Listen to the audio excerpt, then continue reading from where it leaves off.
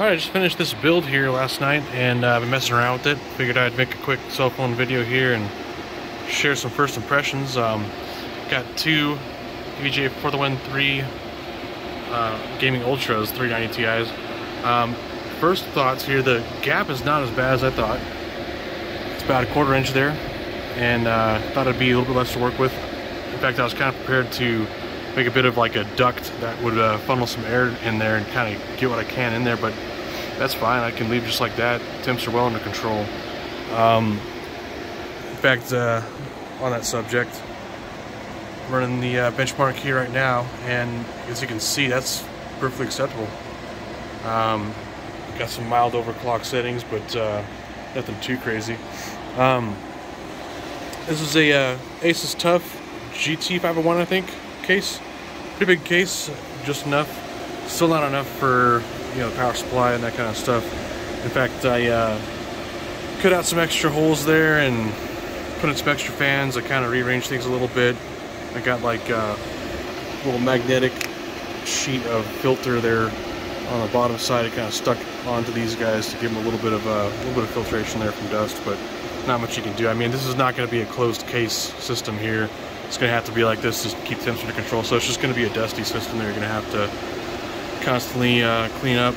Another modification I made there is put 3000 RPM Knock 2 exhaust fan just to kind of help out all the heat, pull some of that, you know, hot air away from the GPUs so they don't go right into the intakes of the water cooler radiator here. Motherboard is a ROG Maximus Extreme. Only motherboard I think that has a 1700 slot for until 900K, and also has 4-slot spacing for the GPUs, and was working out great. In fact, some of the features are really nice about it because it comes with an adapter for DIMM.2, so you can put your NVMEs on that adapter and not have to have them under these hot exhaust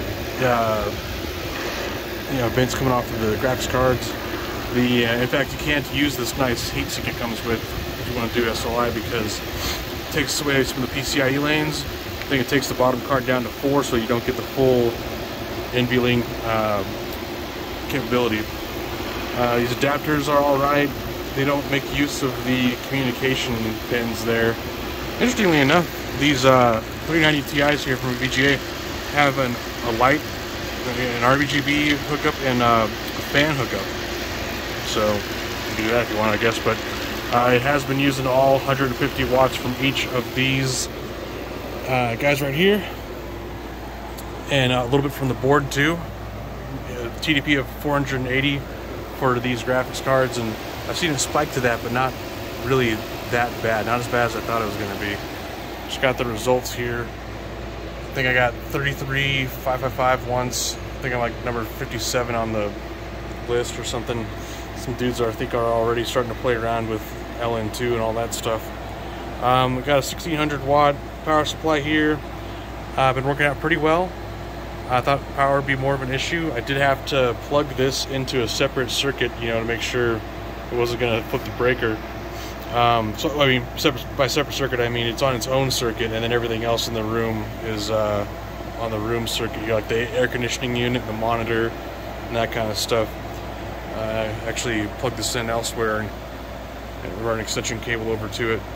Just a bit of a mess. There's really no way I can think of to get this cleaned up and in one case.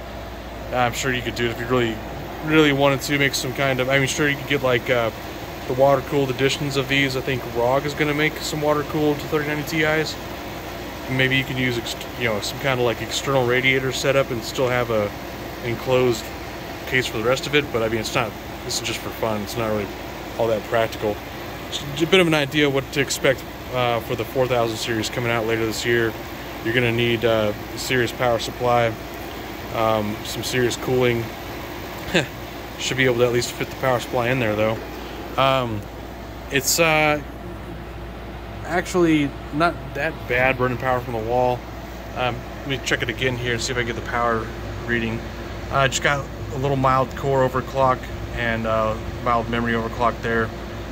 Cranked up the power and temp limit, and then the fan speed just left it at 100, and it's running pretty well. I mean, it's stable, and it's been working out just fine. Seeing about 12 to 1300 watts draw at the wall.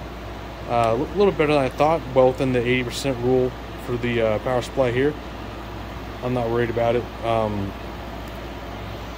And let's see, I don't think it's going to quite draw enough on the demo. I think the demo is pretty light.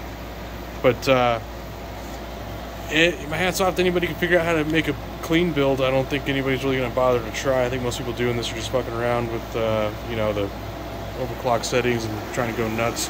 I did not make use of any of the leashes that came with it. These graphics cards come with little leashes that hang them from the top. I just got a little stand here. It's working out great. I made it out of 2 kits of these little stands you can get on Amazon. I forgot what they're called, but search for them, and just kind of wedged around there everywhere to hold it firmly in place, so I'm not worried about knocking in something over or tipping something and making a mess. Oddly enough, though, these cards are not latched. I could not get that latch to latch. I tried pressing on the motherboard from the back side and everything. I mean, it's got plenty of support here. I'm not worried about it, but something interesting to know. Hopefully, when they come out with the new, you know, the new power supplies and the new PCIe 5.0 cables and all that stuff, it's a bit of less of a mess. But had to do what I had to do here. Try to keep it as clean as possible, but just about as good as it's gonna get. Let's see what that power draw is right now. I don't think this is an accurate representation of how bad it gets. That's oh, geez, let me see here. After it gets past 1,000, it starts counting back up. I think, what is that? 888 now. Shit, what is that? Freaking LCD's not coming through very well. I think it's about 1,100 and change. I've seen about 1,200, 1,300. Not that bad. Not as bad as I thought it was going to be. But yeah, that's about it. I mean, overall impressions are that it's you know, not as hard as I thought it was going to be, but still obviously impractical. Just kind of fun to mess around with. But that's my tips there. Get ready to have an external case that's going to have everything exploded out everywhere, but don't worry about that gap. It's really not that bad. Just kind of make use of whatever you have around to keep these things supported and powered and cooled. All right, take care.